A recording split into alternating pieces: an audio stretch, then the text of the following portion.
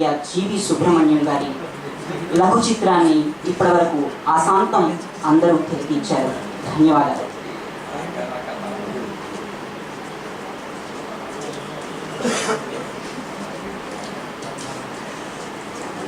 సుమనోహర సుస్వర సుగంధ సుధా రసధరులను ఒలికించినటువంటి సంగీత కార్యక్రమాన్ని ముందుగా ఆలకించారు.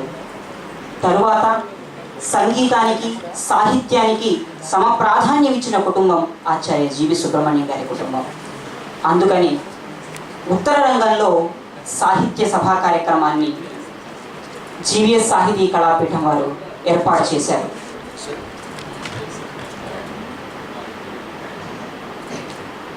విశ్వవిద్యాలయంలో పరిశోధన రంగంలో ప్రవేశించకముందే వీరరసం అనే పరిశోధనా గ్రంథాన్ని రాసి చిన్న వయసులోనే అపారమైనటువంటి కీర్తి చంద్రికలను సొంతం చేసుకున్న ఆచార్య వతంసులు ఆచార్య జీవి సుబ్రహ్మణ్యం గారు. ప్రథమాంధ్ర మహాపురాణం, మార్కాండేయ పురాణం అని, ఆంధ్ర ప్రభలు, సాహితీ చరిత్రలో చర్చనీయాంశాలు అనేటువంటి శీర్షికతో ధారావాహికగా అనేక వ్యాసాలను ప్రచురించి సాహిత్య చరిత్రలో ఉన్నటువంటి చిక్కుముడులు ఎన్నో ఉన్నాయి, వాటిని విప్పవలసిన అవసరం ఈవేళ ఎంతైనా ఉంది అని ఆంధ్ర జాతికి చాటి చెప్పిన మహనీయులు ఆచార్య జీవి సుబ్రహ్మణ్యం గారు.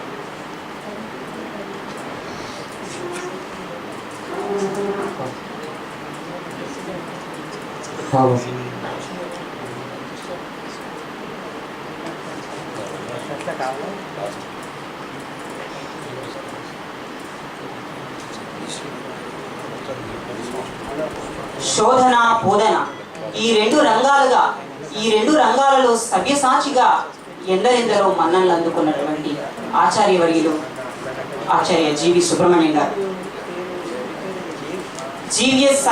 జీవీఎస్ సాహితీ కళాపీఠం ఆధ్వర్యంలో పద్మశ్రీ మహామహోపాధ్యాయ ఆచార్య పుల్లెల శ్రీరామచంద్రుడి గారికి జీవీఎస్ సాహితీ పురస్కార ప్రదానాన్ని చేస్తున్న ఈ సభా కార్యక్రమానికి విచ్చేసినటువంటి పెద్దలకు, అతిథులకు, సాహితీ అభిమానులకు సాదర స్వాగతం. మణి సంధ్యారాగానికి మనసును స్పందించే వేళ మౌనరాగంతో మైమరిపించేందుకు, ప్రేమామృతం కురిపించేందుకు తడయక తడబాటు లేక సరిచేసి మీ ఎడద ఇక్కడ అవసరం, అదే నేటి సన్మాన గ్రహీతకు సౌరభస్సరం. అతిథులందరికీ, పెద్దలందరికీ మరోమారు స్వాగతం. ఆచార్య జీవి సుబ్రహ్మణ్యం గారి జీవీఎస్ సాహితీ పురస్కారాన్ని అందిస్తున్నటువంటి ఈ సభా కార్యక్రమానికి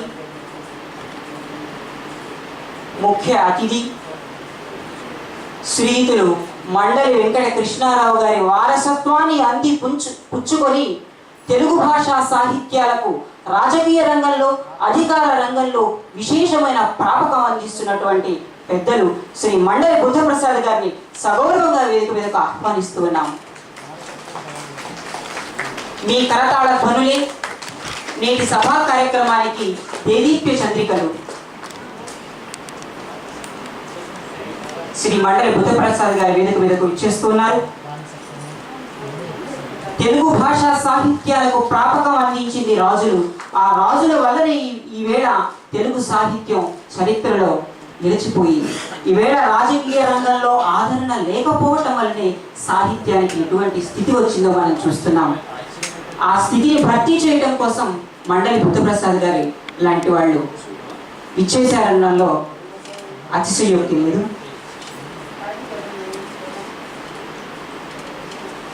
ఆకార సదృశ ప్రజ్ఞ, ప్రజ్ఞయా సదృశాగమ అంటారు కాళిదాసు గారు. బహుశా ఇది రఘువంశరాజులకు చెప్పినటువంటి లక్షణం. ఆచార్య కేవి రాఘవాచార్య గారి పుత్రులు కాబట్టి వారిది కూడా రఘువంశమే. రఘువంశీయులు, ఆంధ్రప్రదేశ్ సాంస్కృతిక మండలి పూర్వ సలహాదారులు, గౌరవనీయులు, పూజ్యులు, బహుముఖ ప్రజ్ఞాశాలి ఆచార్యులే వారు ఆచార్య కేవి రమణాచార్య గారిని వేదిక మీదకి సాధారణంగా ఆహ్వానిస్తున్నాం. వారు నిసర్గ ఆచార్యులు. వారికి పుష్పగుచ్చాన్ని అందించవలసిందిగా కార్యకర్తలను కోరుతున్నాం. అవధాన విద్యా వాచస్పతి అవధాన విద్య ఆరంభ వికాసాలు అనేటువంటి పరమ ప్రామాణిక పరిశోధన గ్రంథాలను రచించినటువంటి వారు. అగ్నిహంస, ఒంటరి పూలబుట్ట. ఈ ఒంటరి పూలబుట్ట సంస్కృతంలో కూడా అనువాదమైంది. డాక్టర్ రాణి సదాశివమూర్తి గారు వివిక్త పుష్పకరండ అనేటువంటి పేరుతోటి దీన్ని సంస్కృతంలో కూడా అనువాదం చేశారు. సాహిత్యాన్ని, పాలనా రంగాన్ని రెండింటినీ సమవుచ్చిగా నడిపిస్తున్నటువంటి పెద్దలు రాష్ట్ర సాంస్కృతిక శాఖ సంచాలకులు డాక్టర్ రాళ్లబండి కవితాప్రసాద్ గారిని సవినీయంగా వేదిక మీదకు ఆహ్వానిస్తున్నాం. మీ కరతాళ ధ్వనుల మధ్య పెద్దలు విచ్చేస్తూ ఉన్నారు వేదిక క్షేత్రానికి.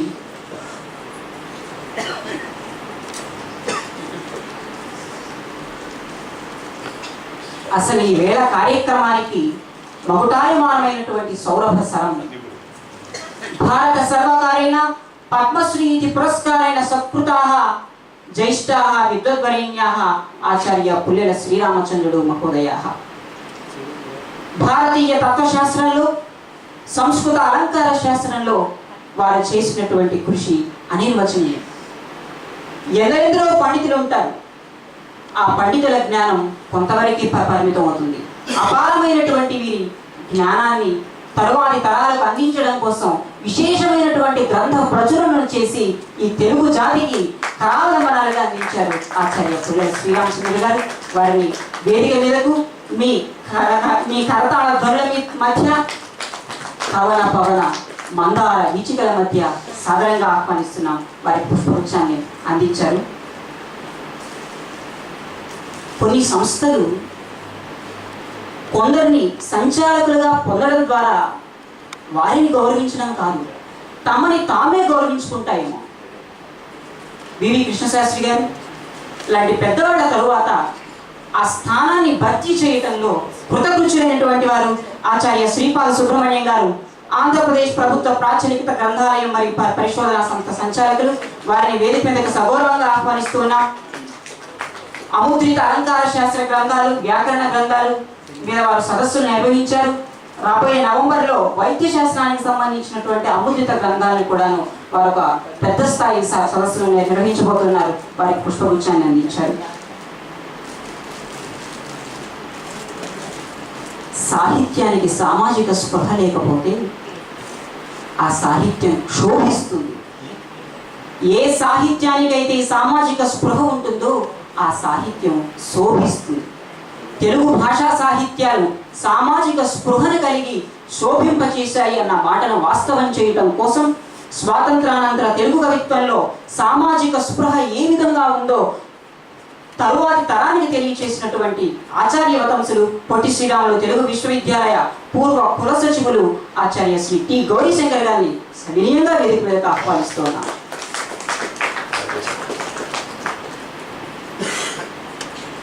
ఈవేళ ఆచార్య గౌరీశంకర్ గారు వేదిక మీదకు విచ్చేస్తున్నారు. వారికి పుష్పగుచ్చాన్ని అందించవలసిందిగా కోరుతున్నాం.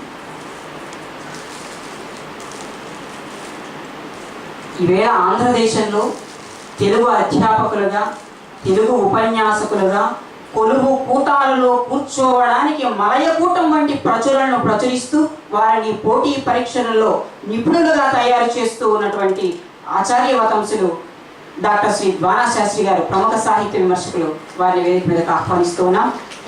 మారేపల్లి రామచంద్ర శాస్త్రి గారి కవితా సమీక్ష, ఉభయ గోదావరి జిల్లాలోని సాహిత్య సంస్థలు ఏ విధంగా సాహిత్యానికి వాటి కృషిని అందించాయన్నటువంటి అంశాల మీద ప్రామాణికమైనటువంటి పరిశోధన గ్రంథాలను అందించారు.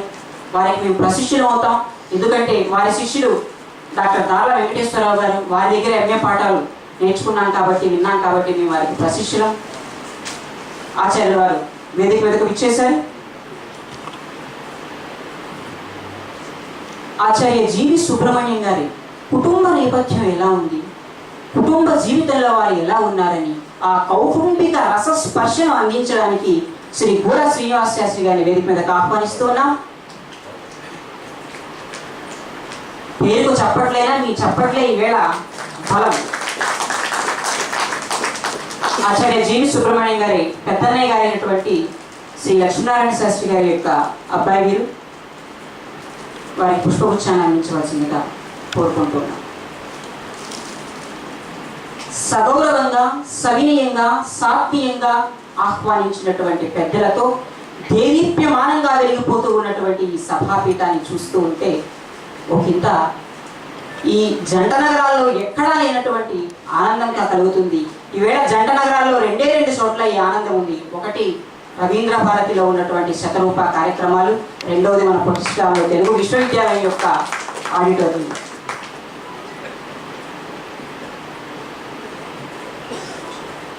మరొక్క మారు ఈ కార్యక్రమానికి విచ్చేసినటువంటి పెద్దలందరికీ కూడా వందన నందన సాహితీ సుమమంజూషులతోటి స్వాగతం చెబుతూ ఉన్నాం.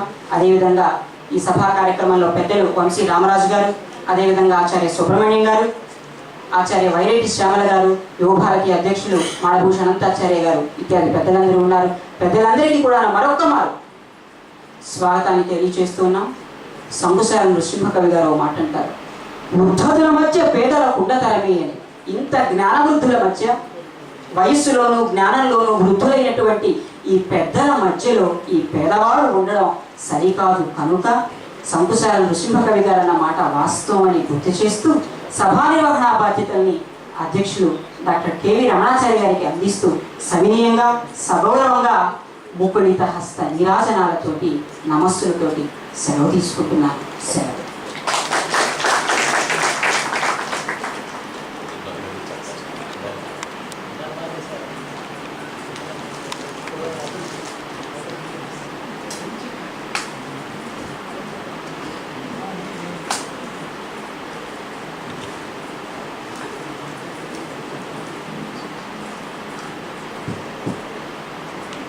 సభా సరస్వతికి నమస్కారం. చిరంజీవి గంగిశెట్టి లక్ష్మీనారాయణ చిన్నవాడైన జీవిఎస్ సాహితీ కళాపీఠానికి ఒక శోభను చేకూరుస్తూ సదస్సులో ఉన్న వాళ్ళందరినీ కూడా ఆహ్వానించిన రీతికి వారికి ముందుగా మంగళాశాసనాలు. ఎందుకంటే వర్తమాన తరం భావితరం బాగుండాలని చెప్పి కోరుకునే వాళ్ళందరూ ఈ వేదిక మీద ఉన్నారు. వాళ్ళందరి మనసులో ఈనాటి యువత ఇలా ఉండాలని చెప్పి అనుకునేటువంటి ఆలోచనకి సాకారంగా నిలిచినటువంటి కుర్రవాడు గంగిశెట్టి లక్ష్మీనారాయణ. వారిగా భగవంతుని ఆశీస్సులు ఉండాలని కోరుకుంటూ దీపారాధన చేస్తూ ఈ సభా కార్యక్రమాన్ని ప్రారంభించాల్సిందిగా ఈనాటి ముఖ్య అతిథి పెద్దలు ఆదరణీయులు శ్రీ మండలి బుద్ధప్రసాద్ గారిని అభ్యర్థిస్తున్నాం. ముందుగా దీపారాధన కార్యక్రమం. వేదిక మీద ఉన్నటువంటి ఇతర పెద్దలందరూ కూడా దీపారాధన కార్యక్రమంలో తమ చేయూతను అందించాల్సిందిగా మనవి.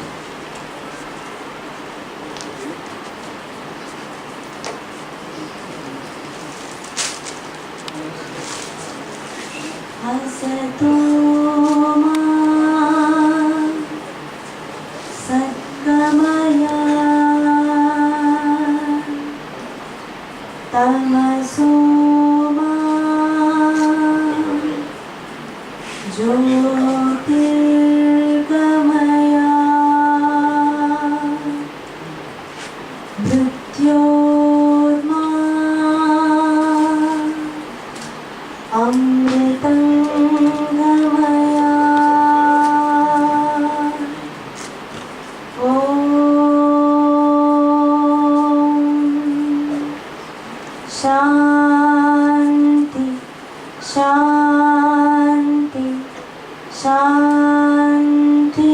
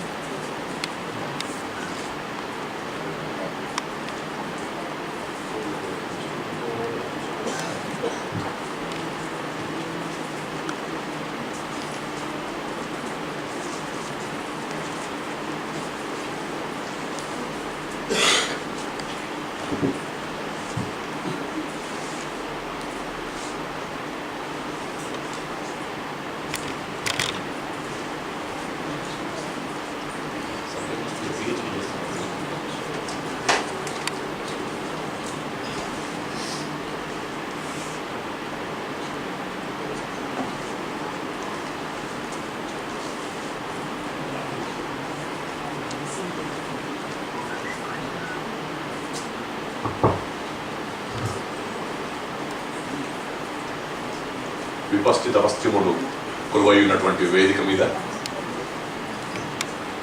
ఉన్న పెద్దలందరికీ, ముఖ్య అతిథిగా వీచేసినటువంటి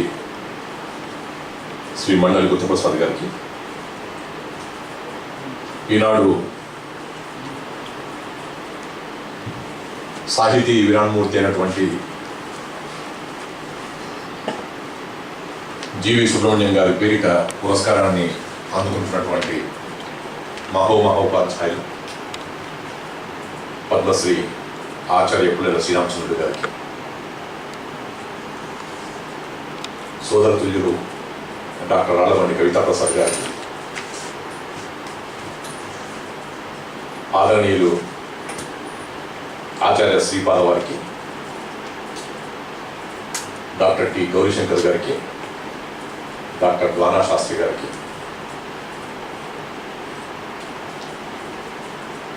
జీవీఎస్ వంశజులైనటువంటి శ్రీ శ్రీనివాస శాస్త్రి గారికి, అమ్మగారైనటువంటి శ్రీమతి జీవి సుబ్రహ్మణ్యం గారికి, కుటుంబ సభ్యులకు, బంధుమిత్రులకు, సన్నిహితులకు, సాహితీ మిత్రులకు అందరికీ నమస్కారం.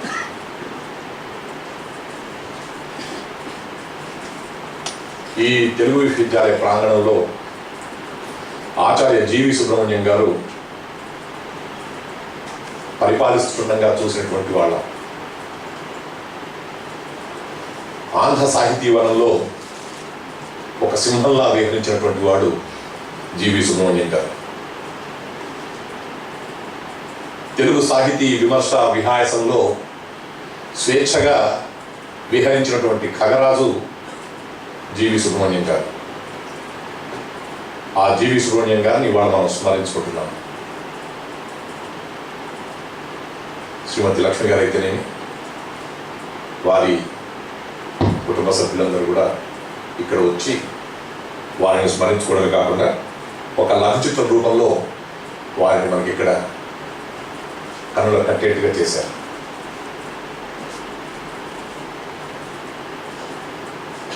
ఆయన గొప్పతనం గురించి ఇప్పటిదాకా మనం లఘు చిత్రంలో చూసాం, విన్నాను కూడా. చిత్రమంతా ఒక ఎత్తు, కానీ ఆయన పలికిన చివరి పలుకులు ఏవైతే ఉన్నాయో ఆ చిత్రంలో అవి మనకందరికీ స్ఫూర్తి పడాలి. ఎలా బ్రతికావన్నది కాదు, ఎన్నాళ్ళు బ్రతికావన్నది కాదు, బతికిన నాళ్ళు నువ్వేమి అనుభవాన్ని సంపాదించుకున్నావు, ఈ భావితరాల వారికి నువ్వేం అందించావు అనేటువంటి జీవిత లక్ష్యంతో ఉన్నావు అనేటువంటి విషయాన్ని చెప్పినటువంటి జీవి సుబ్రహ్మణ్యం గారు మనకందరికీ కూడా సాహిత్యం అంటే ఇలా ఉండాలని చెప్పని తమ వ్యాసం ద్వారా కానీ, ఉపన్యాసం ద్వారా కానీ, సమీక్ష ద్వారా కానీ, సిద్ధాంతీకరించడం ద్వారా కానీ, ఏ రచన ద్వారా అయినా సరే ఒక కొత్త కోణాన్ని ప్రదర్శింపచేసి కొత్త విషయం లేకుండా జీవి సుబ్రహ్మణ్యం అసలు ఏ విషయాన్ని కూడా ప్రతిపాదించదు. అది మాట రూపంలో కానీ, సంభాషణ రూపంలో కానీ, రచన రూపంలో కానీ అంత గొప్పగా ప్రదర్శించేటువంటి వాడు జీవి సుబ్రహ్మణ్యం గారు. అందరినీ కూడా రండి మాస్టారు, బాగున్నారా మాస్టారు అని చెప్పని చిన్నవాళ్ళని పెద్దవాళ్ళందరినీ కూడా వాత్సల్యపూరితంగా చూసేటువంటి మహానుభావుడు. ఆయన స్మరించుకునేటువంటి ఈ రోజు తెలుగు విశ్వవిద్యాలయ ప్రాంగణంలోనే ఈ కార్యక్రమం జరగడం అనేటువంటిది ఔషధీవంతంగా ఉంది. ఇది చాలా హృదయానికి హత్తుకునేట్టుగా ఉంది. ఆయన అన్ని రంగాలను టచ్ చేశారు. ఒక కవిగా, ఒక విమర్శకుడిగా, ఒక వక్తగా, ఒక ఆధ్యాత్మికవేత్తగా, సాయిబాబా యొక్క శిష్యుడిగా, ఎంతోమంది శిష్యులకు గురువుగా, ఆచార్యుడిగా, అధ్యాపకుడిగా, పరిశోధకుడిగా, ఒక మనిషిగా ఆయన జీవించి ఇవాళ అందరికీ కూడా అలాంటి మహానుభావులు ఉండాల్సిన అవసరం ఉంది అని చెప్పేటువంటి స్థితిని మనకు కల్పించారు.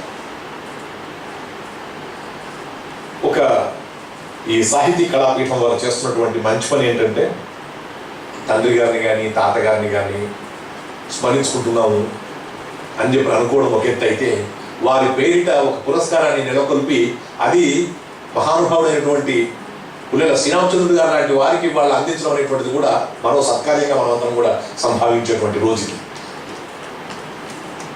తెల్లవారితే స్వాతంత్ర దినోత్సవం. మనకి ఇవాళ సాయంత్రమే సాహితీ మిత్రులకందరికీ కూడా స్వాతంత్ర్యం వచ్చిందా అన్నంత సంతోషంగా ఉంది. ఎందుకంటే ఆ మహానుభావుడైనటువంటి ఆచార్య జీవి సుబ్రహ్మణ్యం గారిని ఒక పక్కన ఇంతదాకా చూసాము, మాట్లాడుతున్నది కూడా చూసాము. కాసేపట్లో పుల్లెల శ్రీరామచంద్ర గారికి జరిగేటువంటి సన్మానాన్ని చూడబోతా ఉన్నాం. పుల్లెల శ్రీరామచంద్ర గారిని చూసినప్పుడల్లా కూడా నాకు వేలుపు లాంటి రూపు, వెన్న లాంటి మనస్సు, వెన్నెల లాంటి మందహాసం, వేణువు లాంటి గాత్రం, వేదం లాంటి విజ్ఞానం ఆయనలో కనిపిస్తూ ఉంటాయి. పుల్లెల శ్రీరామచంద్రుని చూస్తూ ఉంటాయి. ఒక రకంగా చెప్పాలంటే ప్రభుత్వం ఇలాంటి వారిని కూడా గుర్తించిందా అనేటువంటి ఆశ్చర్యం కలిగించేటువంటి రోజు ఆయన పద్మశ్రీ ప్రకటించబడినటువంటి రోజును చూస్తే. ఎందుకంటే పద్మశ్రీలు, పద్మభూషణులు ఇవన్నీ బిరుదులన్నీ కూడా ఎలాంటి వాళ్ళకు వస్తున్నాయనుకునేటువంటి రీతిలో ప్రతి ఒక్కరు కూడా ఆలోచించి విచారించేటువంటి స్థితిలో మహానుభావుడు మహామహోపాధ్యాయ పుల్లెల శ్రీరామచంద్ర గారికి పద్మశ్రీ అట అని చెప్పారంటే సాహితీ లోకమంతా కూడా ఒక పురుగుల్లా పులకించిపోయినాం. అది చాలా ఆనందకరమైనటువంటి విషయం. అలాంటి శ్రీరామచంద్ర గారికి వాళ్ళ ఈ పురస్కారాన్ని అందిస్తూ వారికి సత్కారాన్ని అందించేటువంటి కార్యక్రమంగా జీవీఎస్ సాహితీ కళాపీఠం వారు చేయడం అనేటువంటిది ఎంతో ఆనందంగా ఉంది. వారి జీవి సుబ్రహ్మణ్యం గారి యొక్క అభిమానానికి పాత్రుడైనందుకు ఇవాళ నేను ఈ సభలో పాల్గొనేటువంటి అవకాశం కలిగింది. వారి కుటుంబ సభ్యులందరూ కూడా అపారమైనటువంటి అమ్మగారి దగ్గర నుంచి అందరూ కూడా అపారమైనటువంటి వాత్సల్యాన్ని నా పట్ల కురిపిస్తూ ఉంటారు. ఆ కురిపించేటువంటి వాత్సల్యానికి నేను కృతజ్ఞుని అని చెప్పని చెప్పుకుంటూ, జీవి సుబ్రహ్మణ్యం గారు పలికినటువంటి ఆ పలుకుల్లో ఉండేటువంటి సారాన్ని గ్రహిస్తూ జీవించినంత కాలం ఆయన చెప్పినటువంటి జీవిత లక్ష్యం కోసం చెప్పని పాటుపడడానికి నేను కృషి చేస్తానని చెప్పని ఆయన యొక్క అభిమానానికి పాత్రుడైనటువంటి వారిలో ఒకరిగా నేను ఈ భావాన్ని సభాముఖంగా మరొకసారి ప్రకటిస్తూ సెలవు.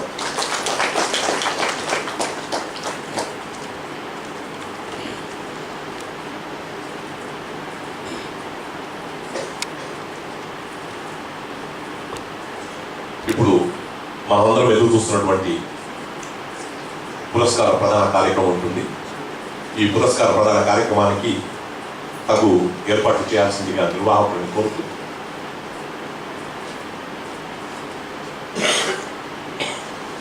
ఆచార్య పుల్లెల శ్రీరామచంద్రుడు గారు ఒక దేశికోత్తములు, ఆధ్యాత్మికవేత్త,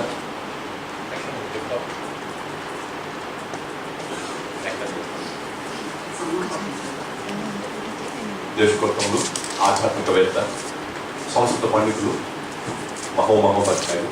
వారిని ఈ సంస్థాసనాన్ని స్వీకరించాల్సిందిగా, ఆశ్రుడు కావాల్సిందిగా అభ్యర్థిస్తున్నాను. ఇదే సంస్కారం అంటే అలా ఉంటుంది. మీరు అలా కూర్చుంటేనే మేము చూడాలని చెప్పినటువంటి ఆశతో వచ్చాం, ఆనందంతో వచ్చాం. మీరు ఆసనాన్ని స్వీకరించాల్సిందిగా కోరుతూ ఈనాటి ముఖ్య అతిథి అధికార భాషా సంఘం అధ్యక్షులు, రాజకీయాల్లో ఉన్న రాజకీయాల కంటే ఎక్కువగా భాషాభిమానాన్ని ప్రదర్శించేటువంటి మంచి మనీషి ఆదరణీయులు శ్రీ మండలి బుద్ధప్రసాద్ గారి చేతుల మీదుగా ఈ సత్కార కార్యక్రమం జరుగుతుంది. చిరంజీవి కనిష్ఠ లక్ష్మణాయనని ఈ కార్యక్రమాన్ని నిర్వహించాల్సిందిగా కోరుతున్నాను. సత్కార కార్యక్రమం నిర్వహించడం ఆచార్య జీవి సుబ్రహ్మణ్యం గారు తిరుమల తిరుపతి దేవస్థానం వారు మహాయజ్ఞంగా నిర్వహించినటువంటి మహాభారత ప్రాజెక్టుని ఆశాంతం నడిపి దాన్ని దిగ్విజయంగా ముగించి భగవంతుని చేరారు. మరి భారతం ఓ ఎత్తు అయితే భారతదేశానికి రామాయణం మరో ఎత్తు. రామాయణ యజ్ఞాన్ని నిర్వహించి రామాయణ సుధారస సారం ఏంటో ఆంధ్రదేశంలో ఉన్నటువంటి సహృదయులందరికీ అందించినటువంటి ఆచార్య వతంసులు పద్మశ్రీ మహామహోపాధ్యాయ ఆచార్య పుల్లెల శ్రీరామచంద్రుడు గారు. కాబట్టి ఆచార్య జీవి సుబ్రహ్మణ్యం గారి సాహితీ పురస్కారం ఆచార్య పుల్లెల శ్రీరామచంద్రుల వారికి దక్కడం 100కి 100 పాళ్ళు సమంజసం అనటంలో ఎటువంటి అతిశయోక్తి లేదు. పద్మశ్రీ మహామహోపాధ్యాయ వేదాంత శిరోమణి వేదాంత విశారద వాచస్పతి కాళిదాస జ్ఞానరత్న భారతీయ తత్వశాస్త్ర దిగ్ధంతి సంస్కృత అలంకార శాస్త్ర దీపస్తంభం ఆచార్య పుల్లెల శ్రీరామచంద్రుడి గారికి పొట్టి శ్రీరాములు తెలుగు విశ్వవిద్యాలయం పూర్వ ఉపాధ్యక్షులు కార్యదక్షులు ఆచార్య జీవి సుబ్రహ్మణ్యం సాహితీ పురస్కారాన్ని జీవీఎస్ సాహితీ కళాపీఠం పక్షాన అందజేస్తున్న శుభవేళ సమర్పించు సన్మాన పత్రం. భారతీయ తత్వశాస్త్రానికి సంస్కృత అలంకార శాస్త్రానికి నడిచే విజ్ఞాన సర్వస్వమైన పద్మశ్రీ మహామహోపాధ్యాయ ఆచార్య పుల్లెల శ్రీరామచంద్రుడు గారు బ్రహ్మశ్రీ పుల్లెల సత్యనారాయణ శాస్త్రి శ్రీమతి సత్యవతి పుల్య దంపతులకు జ్ఞానామృత వారాశిగా 24 అక్టోబర్ 1927న ఆంధ్రదేశానికి కోనసీమ అయిన కోనసీమలోని ఇందుపల్లిలో జన్మించారు. తమ తండ్రి గారైన శ్రీ సత్యనారాయణ శాస్త్రి గారి వద్ద కావ్య నాటక వ్యాకరణ గ్రంథాన్ని అధ్యయనం చేశారు. శ్రీ కొంపెల సుబ్బరాయ శాస్త్రి గారి వద్ద వ్యాకరణ శాస్త్రంలోని వ్యాఖ్యా గ్రంథాన్ని అభ్యసించారు. మద్రాసు విశ్వవిద్యాలయం నుండి సర్వోత్తములుగా ఉత్తీర్ణులై స్వర్ణ పథక సహితమైన వేదాంత శిరోమణి ఉపాధిని పొందారు. మద్రాసులో శ్రీ టిఆర్ రామచంద్ర దీక్షిత, శ్రీ పొలగం రామశాస్త్రి, శ్రీ ఎస్ఆర్ కృష్ణమూర్తి వంటి శాస్త్ర దిగ్ధంతుల వద్ద వేదాంత అధ్యయనం చేశారు. కాశీ హిందూ విశ్వవిద్యాలయం నుండి సంస్కృత, ఆంగ్ల, హిందీ భాషల్లో ఎంఏ పట్టాలను అందుకున్నారు. సంస్కృత అలంకార శాస్త్రానికి జగన్నాథ పండితరాయల పురస్కృతి అనే అంశంపై పరిశోధన చేసి రసగంగాధరాన్ని సూక్ష్మేక్షికతో వీక్షించి అలంకార శాస్త్రంలో తనవైన తలపులతో కొత్త తలుపులు తెరిచి పిహెచ్డి పట్టాను పొందారు. ఉస్మానియా విశ్వవిద్యాలయంలోని సంస్కృత శాఖ ఆచార్యులుగా, సంస్కృత పరిషత్ సంచాలకులుగా వీరి ఉద్యోగ పర్వం సాగింది. సురభారతి, సంస్కృత భాషా ప్రచార సమితి వంటి సంస్థల్ని సంస్కృత భాషా చైతన్య దీపికలుగా, సంస్కృతాభిమానులకు దీపస్తంభాలుగా తీర్చిదిద్దిన వీరి కృషి అనిర్వచనీయం. సంస్కృత అలంకార శాస్త్రంలో మూర్ధన్యప్రాయమైన ధ్వన్యాలోకం, కావ్య ప్రకాశం, కావ్యాదర్శం, వక్రోక్తి జీవితం, కావ్యాలంకారం వంటి గ్రంథాలకు తెలుగులో విస్తృత వ్యాఖ్యలు రచించారు. ఈ వ్యాఖ్యలు తెలుగువారి పాలిట కరావలంబనాలు, అలంకార శాస్త్ర కరదీపికలుగా నిలిచాయి. వివిధ శాస్త్ర గ్రంథాలు, వ్యాఖ్యానాలు, లఘు గ్రంథాలు కలిపి దాదాపు 160 గ్రంథాన్ని రచించిన వేదాంగ వేదాంత దర్శన తత్వవేది ఆచార్య పుల్లెల శ్రీరామచంద్రుడు గారు. సృష్టాక్రియా కశ్చిత్ ఆత్మ సంస్థ అనే కవికుల గురువు కాళిదాసు నుడికి, దృష్టాంతో నైవ దృష్ట త్రిభువన చటరే అనే శంకర భగవత్పాదుల నుడికి నాగుడి అయిన ఆచార్యవతంసులు శ్రీ పుల్లెల శ్రీరామచంద్రుడు గారు. తమదైన అధ్యయన అధ్యాపన శైలితో శిష్య ప్రశిష్య గణాన్ని తయారు చేసి సంస్కృత భాషా ప్రచార ప్రసారాలకు గణనాయకులయ్యారు. రత్నమన్విష్యతి మృగ్యతేహి తత్, రత్నం వెలగబడుతుందే కానీ ఎవరిని వెతుక్కుంటూ వెళ్ళదు అన్నట్లు ఈ జ్ఞానరత్నాన్ని అనేక పురస్కారాలు తమంతట తామే వరించాయి. 1957లో రాష్ట్రపతి పురస్కారం, 1993లో ఉత్తరప్రదేశ్ సంస్కృత సంస్థానం విశ్వభారతి పురస్కారం, 2007లో అజో విభవ్ కందాళం ఫౌండేషన్ వారి పురస్కారం, 2011లో సిపి బ్రౌన్ అకాడమీ వారి ఆంధ్రభారతి పురస్కారం మొదలైన అనేక పురస్కారాలు వీరిని వరించాయి. 1999లో లాల్ బహదూర్ శాస్త్రి సంస్కృత విద్యాపీఠం వీరిని మహామహోపాధ్యాయ బిరుదుతో సత్కరించగా 2011లో భారత ప్రభుత్వం వీరిని పద్మశ్రీతో సముచితంగా సత్కరించింది. అనేక పురస్కారాలు, బిరుదులు ఆచార్య శ్రీరామచంద్రుడి గారిని వరించి తమని తామే గౌరవించుకున్నారు.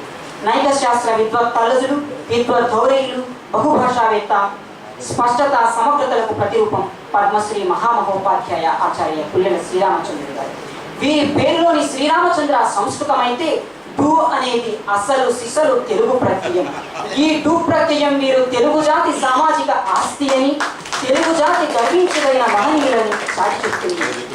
భారతీయ తత్వశాస్త్ర ధురంధరులు, సంస్కృత అలంకార శాస్త్ర విజ్ఞాన సర్వస్వమైన పద్మశ్రీ మహామహోపాధ్యాయ ఆచార్య పుల్లెల శ్రీరామచంద్రుడి గారికి శిరసు వంచి వినమ్ర పూర్వక ముకుళిత హస్త నీరాజనాలతో ఆచార్య జీవి సుబ్రహ్మణ్యం సాహితీ పురస్కారాన్ని అందిస్తున్నందుకు సంతోషిస్తున్నాము. నేటి జీవీఏ సాహితీ పురస్కార గ్రహీత పుంభావ సరస్వతి ఆచార్య పుల్లెల శ్రీరామచంద్రుడి గారికి, వారి కుటుంబ సభ్యులకు పరిపూర్ణ ఆయురారోగ్య సకల సంబంధ ఐశ్వర్యాలు పరమేశ్వరుని కృపాకటాక్షంగా లభించాలని కోరుకుంటూ సమర్పిస్తున్న అక్షరార్చన. ఇట్లు జీవీఏ సాహితీ కళాపీఠ రచన గంగిశెట్టి లక్ష్మీనారాయణ.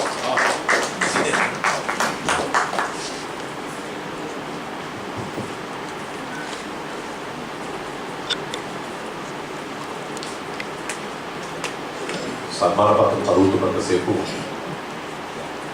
మహోపాధ్యాయులు పుల్లెల శ్రీరామచంద్రుడు గారి యొక్క జీవితం, వ్యక్తిత్వం, సాహితీ వ్యక్తిత్వం కూడా మనకు ప్రస్ఫుటమైంది. శ్రీరామచంద్ర అనేటువంటిది సంస్కృత పదం అయితే డు అనేటువంటితో ఆయన యొక్క తెలుగుతనం అనేటువంటి ఎలా పుట్టిపడుతుంది అనేటువంటి విషయాన్ని చెప్పినటువంటి లక్షణాలైన మరొకసారి మన అందరి యొక్క హృదయాన్ని కదిలించి వేసినందుకు చిరంజీవి మరొకసారి ఆశిస్తుంది. ఈనాటి ఈ సదస్సులో సంస్కృత శాఖ సంచాలకుడుగా ఉన్నటువంటి సాహితీమూర్తి సోదరుడు డాక్టర్ రాళ్ళబండి కవితా ప్రసాద్ గారిని ఇప్పుడు ప్రసంగించాల్సిందిగా కోరుతున్నాను.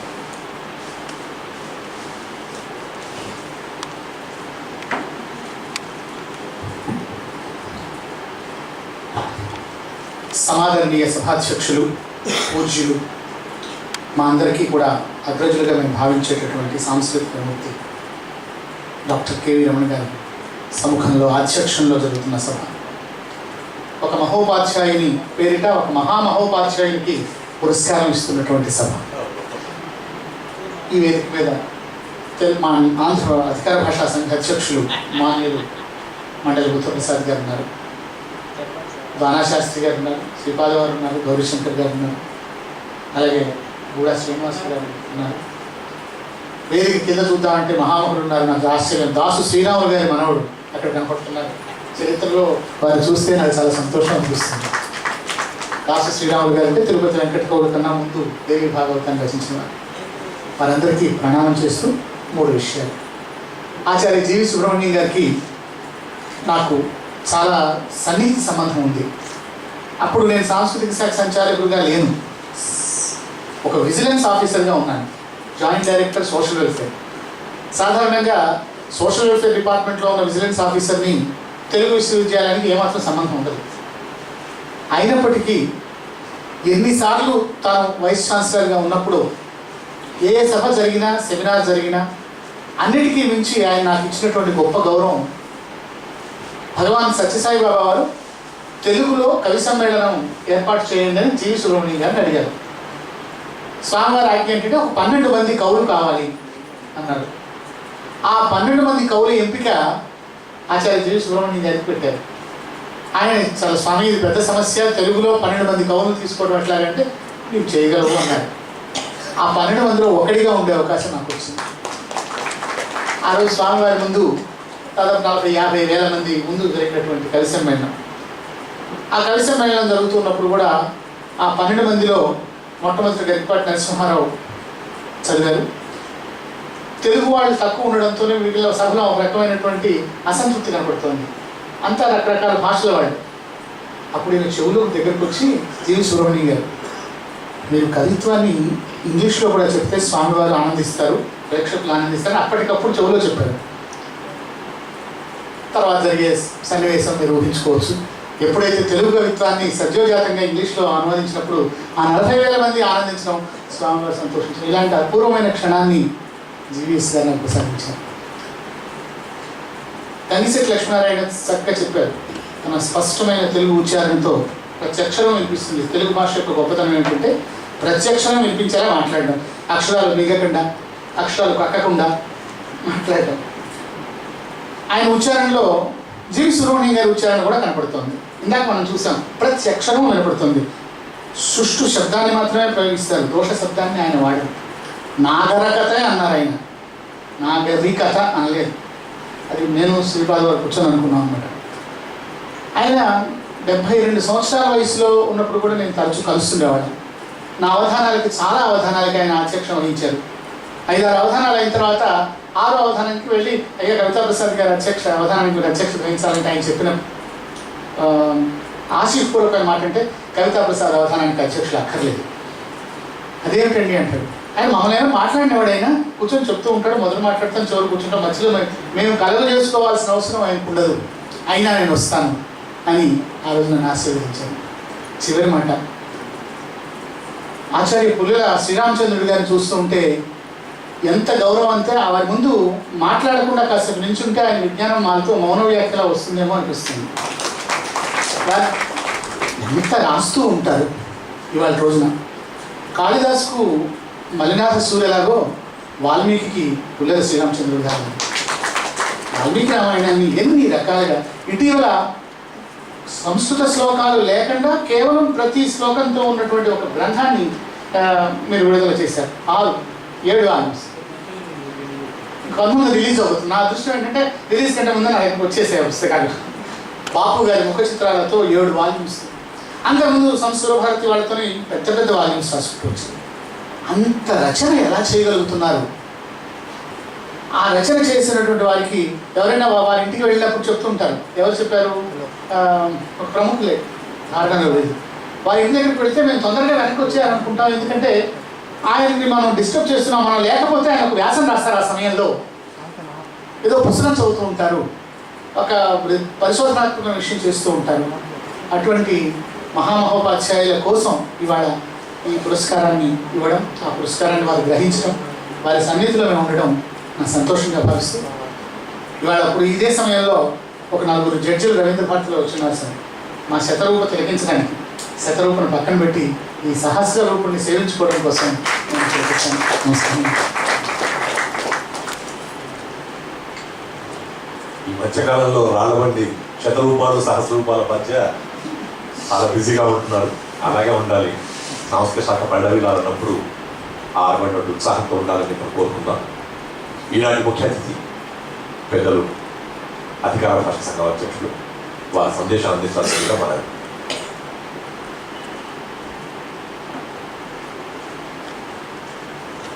సభాధ్యక్షులు, తెలుగు భాషా సంస్కృతుల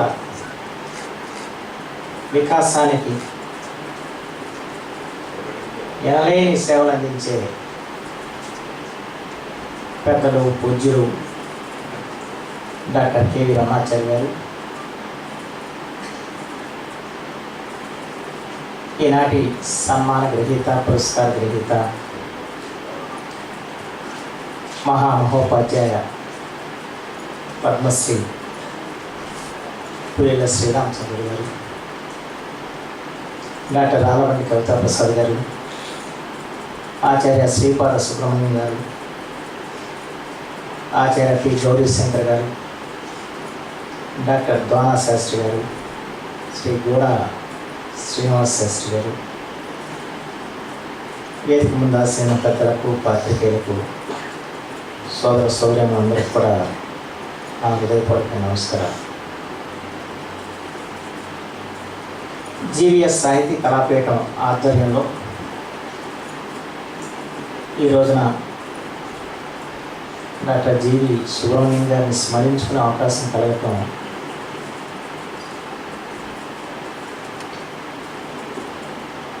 దానిలో వారి పేరిట ఏర్పరిచిన పురస్కారాన్ని తెలుగు జాతికి వనితెచ్చిన మహోన్నత వ్యక్తి, సంస్కృత ఆంధ్ర భాషలకి ఎనలేని సేవ చేసిన మహోన్నత మూర్తి ఆచార్య పుల్లిళ్ళ శ్రీరామచంద్రుడి గారిని సత్కరించి మన జన్మలన్నీ కూడా ధన్యం చేసుకునే అవకాశం కలగడం చాలా అదృష్టం. పుల్లిళ్ళ శ్రీరామచంద్రుడి గారు నిజంగా మన జాతికే గర్వదాయకం. మన జాతి ఔన్నత్యాన్ని పెంచిన మహనీయుడు. ఇంకా రమణాచారి గారు చెప్పినట్లు ఈ మధ్య పద్మ అవార్డుల మీద చాలా విమర్శలు వస్తున్నాయి. కానీ యావత్తు తెలుగు ప్రజ ఒక పేరు వినగానే పులకించిపోయారు. తగిన విధంగా భారత ప్రభుత్వం నిర్ణయం తీసుకుందని చెప్పి హర్షించారు. ఆ ఒక్క పేరే పుల్లిస్తున్నామని చెప్పి. అలాంటి మహనీయమూర్తిని ఈ రోజున ఆచార్య జీవి సుబ్రహ్మణ్యం సాహితీ పురస్కారంతో సత్కరించడం, ఆ కార్యక్రమంలో పాలు పంచుకోవడంతో మా జన్మ కూడా ధన్యమైందని చెప్పి నేను భావిస్తూ, ఈరోజు ఈ సభకు వచ్చిన తర్వాత కొంత ఆర్ద్రతాభావం, అందులో ప్రత్యేకించి జీవి సుబ్రహ్మణ్యం గారి యొక్క ఆ డాక్యుమెంటరీ చూసిన తర్వాత నిజంగా కొంచెం హృదయం ఆర్ద్రతలో నిండిపోయింది. నేను 1974 సంవత్సరంలో హైదరాబాద్ రావడం జరిగింది. ఇక్కడ డిగ్రీలో చేరటం జరిగింది. ఎందుకంటే అప్పుడు మా నాన్నగారు విద్యామంత్రిగా ఉంటాం. మా నాన్నగారు ఇంటర్మీడియట్ పూర్తి చేసి అప్పుడు ఇక న్యూ గవర్నమెంట్ కళాశాలలో చదవటానికి వచ్చిన సందర్భం అది. ఆ 74, 75, 76, 77 4 ఏళ్ళు మహత్తరమైన వైభవానికి నాంది పలికిన సంవత్సరం. అప్పుడు నా అదృష్టానికి ఒక పక్కన దివాకర్ వెంకటవదాన్ గారు, నారాయణ రెడ్డి గారు, జీవి సుబ్రహ్మణ్యం గారు, ఈ ముగ్గురు ఉపన్యాసాలు వినడానికి చెవుకొస్తున్నవారు. ప్రత్యేకించి యువభారతి అలా కొన్ని వేల మందితో జరిగిన కార్యక్రమాలు వాళ్ళ ఆచరణిపిస్తాం. అంటే కేవలం వీళ్ళు ఉపన్యాసం వినడం కోసం వేలాది జనాన్ని, ఒక సినిమా నటుడు లేకపోతే సినిమా తారలు పాల్గొన్న కార్యక్రమానికి ఏ విధంగా జనం వస్తారో ఆ విధంగా వచ్చేవారు. ఆంధ్ర శాస్త్ర ప్రాంగణంలో కానీ ఈ కార్యక్రమాల్లో ఓ శ్రోతగా పాల్గొని వారి వృత్తాన్ని, వారు చెప్పిన విషయాల్ని వినే అవకాశం నాకు కలిగింది. మా నాన్నగారికి చాలా అత్యంత సాన్నిధ్యంగా మెలిగిన వ్యక్తి డాక్టర్ జీవి సుబ్రహ్మణ్యం గారు. ప్రత్యేకించి 1975లో ప్రపంచ తెలుగు మహాసభ జరిగినప్పుడు ఆయన విరాట స్వరూపం ప్రదర్శించారు. దాంట్లో ప్రధాన కార్యక్రమాలకి వ్యాఖ్యాతగా నారాయణ రెడ్డి గారు వ్యవహరిస్తే, ఆ తెల్లవారులో జరిగిన కార్యక్రమాలన్నింటికి కూడా వ్యాఖ్యాతగా వహించింది ఆచార్య జీవి సుబ్రహ్మణ్యం గారు. తన వాక్చాతుర్యంతో ఆ రోజున లక్షలాది మంది ప్రజానికాన్ని అక్కడ ఆకట్టుకుని ఆ ప్రపంచ తెలుగు మహాసభలని విజయవంతం చేయడంలో ప్రధాన పాత్రధారి డాక్టర్ జీవి సుబ్రహ్మణ్యం గారు. ప్రధానిగా వారితో చాలా ఆత్మీయమైన అనుబంధం ఉంది. సరే, సహజంగా పదవిలో ఉన్నప్పుడు ఎవరైనా సన్నిహితులు కావటం సహజం, పదవులు పోయిన తర్వాత మర్చిపోవడం కూడా జరుగుతూ ఉంటుంది, సహజంగా జరుగుతూ ఉంటుంది. అందరికీ అది అనుభవించే విషయం. కానీ పదవులతో ప్రమేయం లేకుండా ఒక ఆత్మీయమైన అనుబంధాన్ని పెంచుకున్న వ్యక్తి మాత్రం డాక్టర్ జీవి సుబ్రహ్మణ్యం గారు. నేను ఆ తర్వాత శాసనసభ్యుడిగా ఎన్నికవడం, ఎన్నికైనప్పుడు అప్పుడు చంద్రబాబు గారి ప్రభుత్వం, నేను ఆ ప్రతిపక్షంలో ఉండటం జరిగింది. ప్రత్యేకించి నా యొక్క, ఎందుకంటే 75 ప్రపంచ తెలుగు మహాసభ నుంచి జరిగిన విశేషాలు అవి ఏ రకంగా తర్వాత ప్రభుత్వాలు అటకెక్కించారని నా ఒక్కడికే తెలుసు కనుక, దాంట్లో ప్రధానమైనది ఆ రోజున తరతరాల తెలుగు జాతి ప్రదర్శనశాలని చెప్పి అన్నది ఒకటి ఏర్పాటు చేయాలని చెప్పి, దానికి హైదరాబాద్ నగరవాసం దాదాపు ఆ రోజుల్లో 5 లక్షల రూపాయలు వసూలు చేసి ఇవ్వటం, దాన్ని ప్రభుత్వం కొంత జోడించి ఇక్కడ భవనాన్ని నిర్మాణం చేసే కార్యక్రమం చేసింది. ఆ భవనం తెలుగు విశ్వవిద్యాలయ పరిపాలక భవనం, ఈ భవనం అన్నాను. ఇది కేవలం ఆ రోజున నిర్మాణం చేసింది తరతరాల తెలుగు జాతి ప్రదర్శనశాల కోసం. ఆ రోజున కొన్ని అపురూపమైన తైలవర్ణ చిత్రాన్ని తయారు చేస్తూ జరిగింది. తెలుగు జాతి చరిత్ర గురించి, ఇంకా కోరా లాంటి గొప్ప వ్యక్తుల దగ్గర చాలా సామర్థ్యాన్ని సాధించి పెడితే అన్ని కూడా అక్కడ మూలుగుతూ ఉంది. తెలుగు విశ్వవిద్యాలయం అప్పుడు తెలుగు భాషా సమితి కార్యాలయం. అప్పుడు నేను శాసనసభ్యుడిగా అయినప్పుడు ఈ విషయాన్ని నేను కొంత ప్రస్తావించి ఆ రోజున శాసనసభ నిర్ణయించడం జరిగినప్పుడు విద్యామంత్రి కన్నా రామచంద్రరావు గారు ఉన్నారు. సో కట్టిన భవనం దేని వరకు కట్టారు, ఇవాళ మీరు దేనికి వ్యవహరిస్తున్నారు, అసలు ఈ తరతరాల తెలుగు జాతి మ్యూజియాన్ని మీరు ఈ రకంగా మర్చిపోయారు, దాన్ని అసలు ఎన్ని కూడా పాడైపోతున్నాయని చెప్పి మొట్టమొదటిగా నాకు గట్టిగా మాట్లాడినప్పుడు పాపం ఆయన పెద్ద మనిషి రామచంద్రరావు గారు, ఆయన తప్పనిసరిగా దాన్ని ప్రారంభించి ఏర్పాటు చేస్తాను, నా దృష్టికి వాళ్ళు వచ్చింది కదా అని చెప్తాను. అది చెప్పినా కూడా అప్పుడు జరగల. ఆ తర్వాత ఆచార్య డాక్టర్ జీవి సుబ్రహ్మణ్యం గారు, ఆయన ఈ విశ్వవిద్యాలయం వైస్ ఛాన్సలర్ లాగానే మొట్టమొదటి చేసిన పని ఆ తరతరాల తెలుగు జాతి ప్రదర్శన ఈ పక్కన ఇప్పుడు ప్రారంభించబడి ఉంది. దాన్ని ఏర్పాటు చేసిన మాత్రం డాక్టర్ జీవి సుబ్రహ్మణ్యం గారు.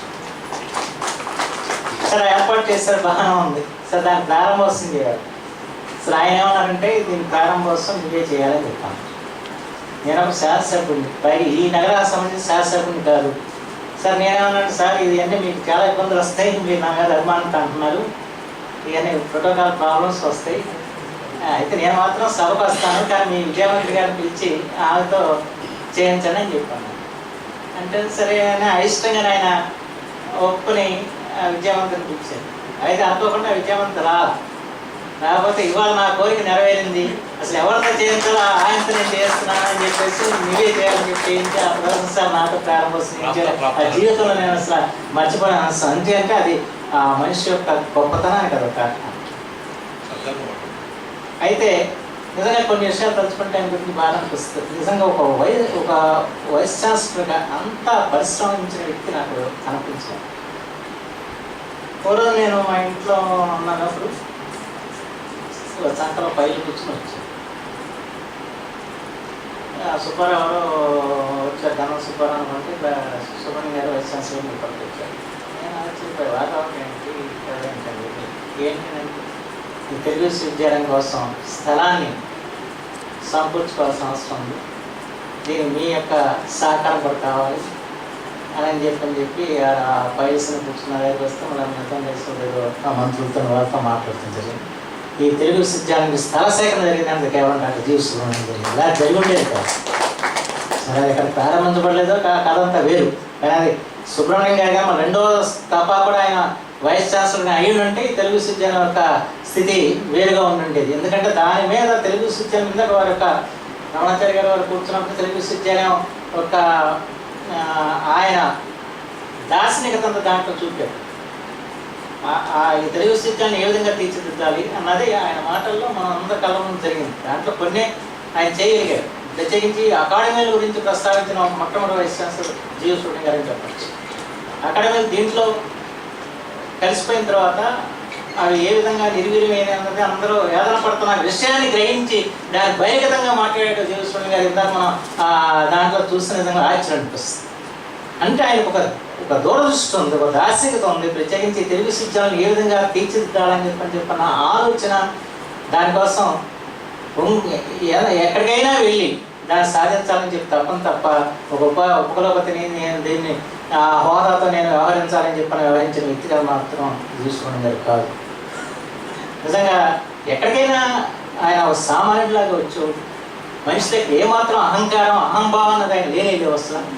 అంతటి నిరాళమైన వ్యక్తిని, అంతటి కార్యశీలిని మనం చూడం. ఎందుకంటే సహజంగా ఈ తెలుగు పండితుల నుండి వీరందరూ ఉపన్యాసాలు చెప్పేసి కూర్చుంటారు, కార్యశీలత ఉండదు సహజంగా, వాళ్ళ కార్యక్రమం అలా ఉంటుంది. కానీ ఆయన అంతటా మహోన్నతమైన వ్యక్తితో అంతకు మించి కార్యశీలత ఉన్న వ్యక్తి అక్కడ చూస్తుంది. నిజంగా వారు గురించి ఎంత చెప్పినా తక్కువే. నిజంగా నాకైతే ఆయన గురించి తలుచుకుంటూ ఉంటే, ఎందుకంటే ఆయన యొక్క ప్రేమను పొందిన వాడిని, ఆయనతో అనుబంధం ఉన్న వ్యక్తిని, నిజంగా ఆయన గురించి నేను ఎప్పుడూ తలుచుకుంటూ ఉంటాను లోపల. అలాంటి వ్యక్తులకి ఇంకా మనం ఇంకేమైనా చేయలేకపోయామని చెప్పి అనిపిస్తూ ఉంటుంది. కానీ అంతటి నిజంగా ఆయన ప్రసంగాలు వింటా ఉంటే ఉత్తేజితం లేకుండా ఉండలేదు. ఇందాక కాసేపట్లో మనం ఎంత ఉత్తేజించాలని చెప్పడానికి లేదు. అన్నిటికంటే ముఖ్యంగా వీటికి మన ఎదుగున్న కాలంలో, అంటే పూర్వకాలంలో వేటూరి ప్రభాకర్ శాస్త్రి గారు, రాత్రి విశ్వనాథ సత్యనారాయణ గారు వాళ్ళు రాసిన వీటికి పక్కన పెట్టండి. ఈ ఆధునిక కాలంలో వీటికి మళ్ళా ఒక విశిష్ట తీసుకొచ్చిన వ్యక్తి ఆచార్య జీవ సూర్యం గారు. నేను అప్పుడు శాసనసభ్యుడిగా 5 దేశాల పాటు తిరిగి ఒక పుస్తకం రాశారు, ప్రజలు ప్రగతి అని చెప్పి.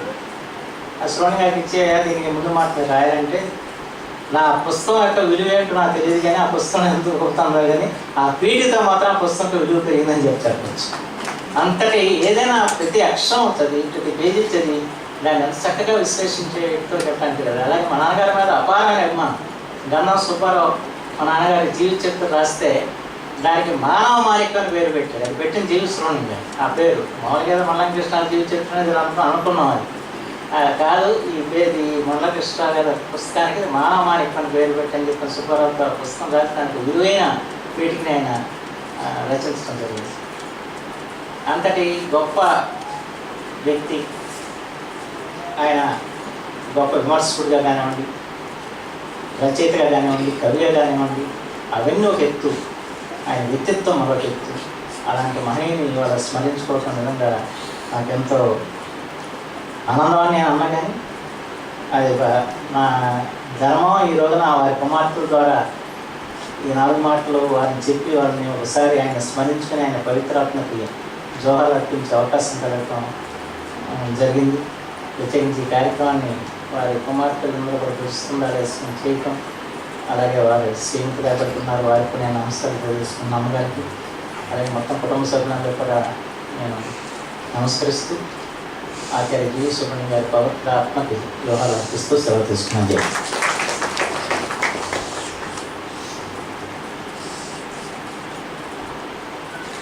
ముఖ్య అతిథి శ్రీ మండలి గురుమస్వామి గారికి కృతజ్ఞతలు. విధుతుల్యమైనటువంటి వారి యొక్క సంకల్ప బలం అలాంటిది. వచ్చేటువంటి మంత్రి కూడా రాకుండా ఆయన మనసులో మండలి వారితోనే చేయించాలని చెప్పంటే మండలికి మాత్రమే దక్కేటువంటి పుణ్యం జరిగింది అని చెప్పంటే ఆయన పుణ్యమూర్తి కాబట్టి అలాంటి సంకల్పాన్ని చేసుకోగలిగారు, అలాంటి మంచి కార్యక్రమాన్ని చూడగలిగారు. ఏదేమైనా ఈ కార్యక్రమం తెలుగు విశ్వవిద్యాలయంలో ఇలా జరగడం అనేటువంటిది మరొకసారి ఒళ్ళు కనిపించి చెప్పేటట్టుగా ఉంది. ఇక్కడ ఆయనను ఎన్నోసార్లు కార్యక్రమాల్లో చూసాం. ఇవాళ మళ్ళీ వారితో పాటు ఉన్నామా అన్నంత భావన కలుగుతూ ఉంది. ఈనాటి ఈ సదస్సులో విశిష్ట అతిథిగా విచ్చేసినటువంటి సంస్థ శాఖ సంచాలకుల యొక్క కార్యవ్యగ్రత వల్ల వారి వేదికను వదిలి వెళ్లాల్సినటువంటి స్థితి ఉంది. వారికి ముందుగా ఈ నిర్వాహకులు చిరు సత్కారం చేయాలనుకుంటున్నారు, ఒక జ్ఞాపకాన్ని అందించాలని అనుకుంటున్నారు. వారికి చిరంజీవి శ్రీ సౌమ్య వారణాసి జ్ఞాపకం అందిస్తారు. ముఖ్య అతిథి గారు పాల్గొను కవితా ప్రసాద్కి అందిస్తాను. Thank you Prasad.